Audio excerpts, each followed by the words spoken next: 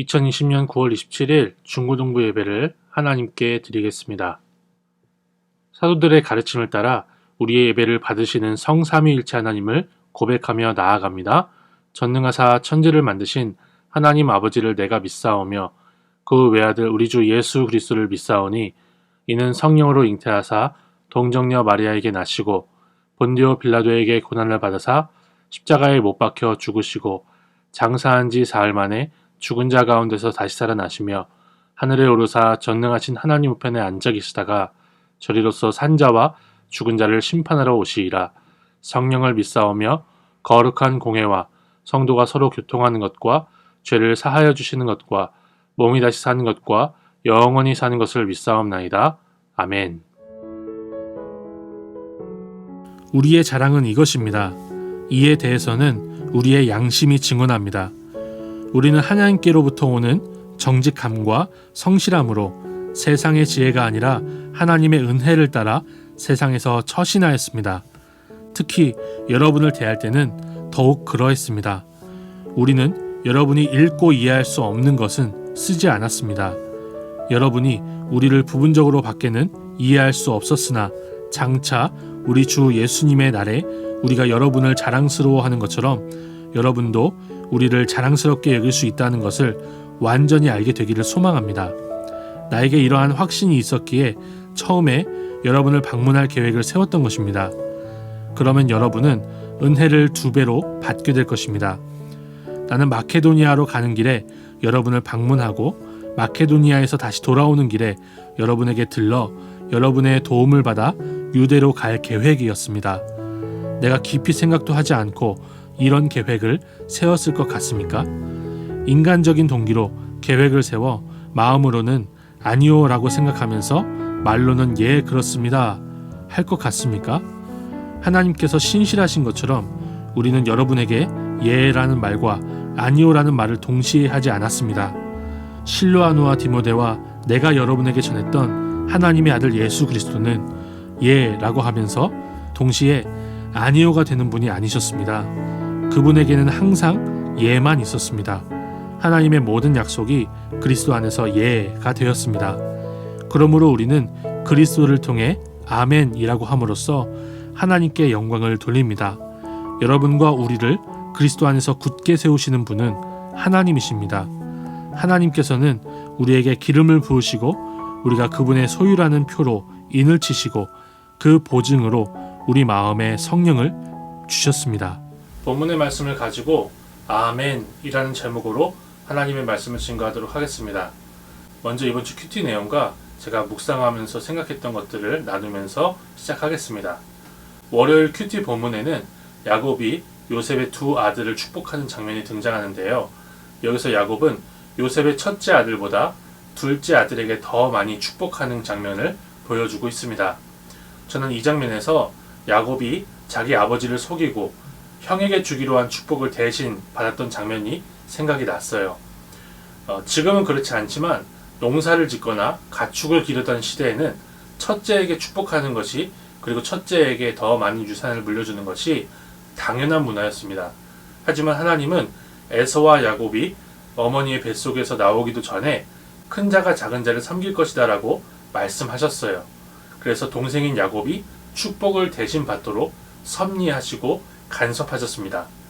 야곱은 이렇게 하나님이 그의 뜻을 이루어 가시는 것을 경험한 당사자로서 첫째가 아니라 둘째에게 더 큰 복을 빌고 있다는 것을 우리가 생각해 볼 수가 있어요.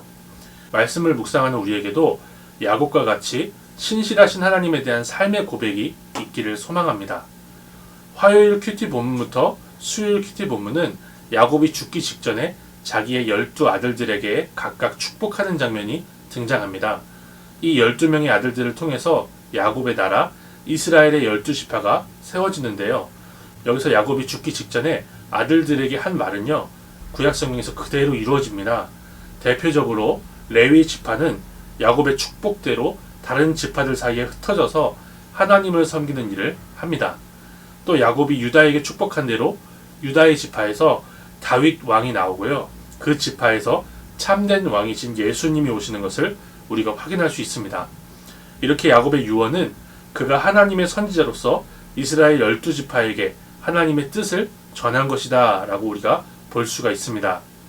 목요일 큐티 본문은 야곱이 자신을 가나안 땅에 묻어달라고 부탁하고 죽은 뒤에 야곱의 장례가 얼마나 성대하게 치러지는지를 보여주고 있는데요.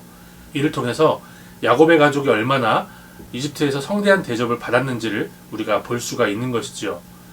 이렇게 그 시대의 강대국으로부터 성대한 대접을 받았지만 여전히 하나님의 언약을 사모하고 가나안 땅에 묻히기를 소망하는 것이 아브라함과 이삭과 야곱의 믿음이었습니다. 우리가 이 믿음을 따라 하나님의 자녀가 되고 이스라엘 백성이 되는 것이죠. 우리도 이 땅에서 잘 먹고 잘 살 수도 있지만 우리가 믿음으로 여전히 소망하는 것은 주님이 다시 오시는 것, 그 약속의 땅이라는 사실을 잊지 마시기 바랍니다. 금요일 큐티 본문은 창세기의 마지막 본문인데요. 창세기의 마지막은 요셉의 죽음으로 마칩니다. 그러면서 요셉은 이집트에 모여 살게 된 이스라엘 백성들이 가나안 땅으로 갈 것을 확신하면서 자기 유골도 메고 가라 이렇게 유언하고 죽어요. 이집트라는 당시 강대국에서 가장 높은 지위에 올라갔던 요셉이 자기 아버지의 믿음을 따라서 하나님이 약속하신 가나안 땅에 묻히기를 소망하는 것이죠. 우리도 아브라함과 이삭과 야곱의 믿음을 따라서 이 땅에서 대단한 성공을 하더라도 주님이 주신 소망을 굳게 붙들 수 있으면 좋겠습니다. 토요일 큐티 본문부터는 신약 성경인 고린도후서를 묵상하는데요. 헬라 문명의 중심지이자 로마의 큰 상업도시인 고린도에 세워진 하나님의 백성들에게 사도 바울이 성령의 영감으로 보낸 편지가 고린도 후서입니다. 이 편지는 사도 바울이 보낸 앞선 편지인 고린도 전서 다음에 오기 때문에 고린도 후서라고 하는 거예요. 이렇게 전서와 후서가 나뉘어지는 것입니다. 이 편지를 시작하면서 사도 바울은 자신이 당한 고난과 하나님의 위로를 전하고 있어요. 그렇습니다. 하나님을 믿으면 이 땅에서 고난이 없어지는 게 아닙니다. 오히려 주님을 위해 살 때 우리는 주님과 함께 고난을 받습니다. 그러나 주님과 함께 고난을 받으면 하나님의 분명한 위로가 있습니다. 이것이 우리의 복인 것이죠. 이제 오늘 본문으로 돌아가 보겠습니다. 오늘 본문에서 사도 바울은 자신이 고린도 교회를 방문하려고 했다가 계획을 변경하게 된 것에 대해서 설명을 하고 있는데요. 여기서 사도 바울은 하나님의 신실하심을 분명히 선포하고 붙잡는 것을 우리에게 보여주고 있습니다.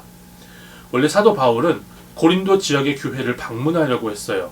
왜냐하면 고린도 전서에 기록되어 있듯이 사도 바울이 다른 지역에 전도를 하러 떠난 사이에 고린도 지역의 교회에 많은 문제들이 있었기 때문이죠. 이제 막 예수님을 믿기 시작한 고린도 교회가 세상의 문제들과 부딪히게 되니까 그 문제들을 해결하지 못하고 오히려 넘어지는 거예요. 그래서 사도 바울은 앞서 보낸 편지인 고린도 전서에서 성적인 타락의 문제, 우상에게 바친 음식의 문제, 그리고 성령께서 주신 은사와 질서의 문제들을 각각 다루었어요. 저도 고등학교 1학년 말부터 성경을 스스로 읽고 큐티를 시작하면서 고린도 교회처럼 수많은 문제와 부딪히게 됐어요. 그 가운데서 실수도 많았습니다. 하나님을 진지하게 믿기 시작하고 하나님의 말씀을 읽고 묵상한다고 해서 바로 성숙하지는 못한다는 것을 제가 깨달았습니다. 성경도 그렇게 가리키고 있고요. 그래서 우리가 모여서 서로를 위해 기도하고 서로에게 권면하는 것이죠. 고린도 교회가 그렇게 여린 상태였기 때문에 사도 바울이 다시 가서 만나려고 했던 거예요. 사도 바울은 얼마나 애가 탔을까요? 고린도 전서와 후서를 같이 읽어보면 사도 바울이 당장에 달려가서 만나고 싶어 했다는 것을 우리가 읽을 수 있습니다. 하지만 사도 바울은 고린도 교회를 만나러 가지 못하게 된 거예요. 이렇게 직접 만나지 못하고 편지만 할 수 있는 상황에서 사도 바울은 하나님의 신실하심을 붙듭니다. 직접 만나지 못하고 편지만 하는 상황에서 이 말씀을 기록하게 하시는 성령 하나님을 의지하는 것이죠. 본문 21, 22절입니다. 여러분과 우리를 그리스도 안에서 굳게 세우시는 분은 하나님이십니다. 하나님께서는 우리에게 기름을 부으시고 우리가 그분의 소유라는 표로 인을 치시고 그 보증으로 우리 마음에 성령을 주셨습니다. 이렇게 사도 바울은 교회를 굳게 세우는 분이 교회의 주인이신 하나님이시라고 고백하며 붙드는 것이죠. 적용해 볼게요. 올해 1월에 선생님들이 대부도에 펜션을 빌려서 새벽까지 회의를 하면서 중고등부를 어떻게 운영할 것인지 고민을 많이 했어요. 올해는 특히 새로운 부장 선생님이 오셨고 새로운 선생님들이 많이 들어오셨기 때문에 얼마나 기대를 많이 하고 시작했는지 모르겠습니다. 하지만 우리는 2월부터 만날 수 없고 모일 수 없는 시기를 보내야 했어요. 그리고 벌써 한 해가 다 지나갑니다. 저는 이러한 상황에서도 우리 모두가 여전히 신실하신 하나님을 붙들어야 한다는 것을 본문을 통해 배웁니다. 모이지 못하거나 혹은 모일 수 있더라도 우리를 굳게 세우시고 중고등부를 굳게 세우실 분은 오직 하나님뿐이십니다. 물론 이러한 상황에서 우리가 할 수 있는 일들을 하긴 해야 돼요. 그러면서도 교회를 굳게 세우실 하나님을 붙들어야 하는 것이죠. 하나님이 하실 일에 아멘 하여 영광을 돌리는 것입니다. 마지막으로 본문 20절을 제가 읽고 마치겠습니다. 하나님의 모든 약속이 그리스도 안에서 예가 되었습니다. 그러므로 우리는 그리스도를 통해 아멘이라고 함으로써 하나님께 영광을 돌립니다.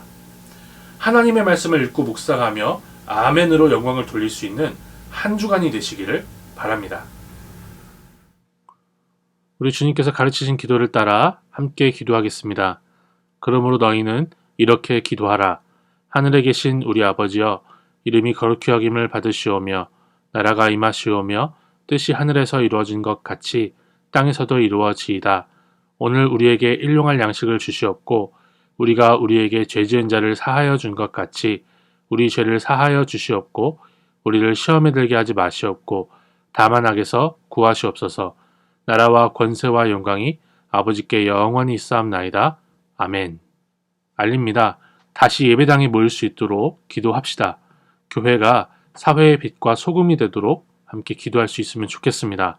카톡 오픈 채팅방 위저스와 유튜브 파스타킴을 통해서 성도의 교제를 훈련할 수 있으면 좋겠습니다. 지난주에 광고 드린 이후로부터 답글을 달아주셔서 얼마나 감사한지 몰라요. 근데 제가 답글을 빨리빨리 달아야 되는데 그러지 못한 점 죄송합니다. 그러나 하트는 계속 누르고 있습니다. 우리 이렇게 또 교제할 수 있으면 좋겠습니다. 9월, 10월 청매를 가까운 기독교 서점에서 구매해 보시면 좋겠고요. 이거 진짜 평생에 가장 가치 있는 투자가 될 거예요.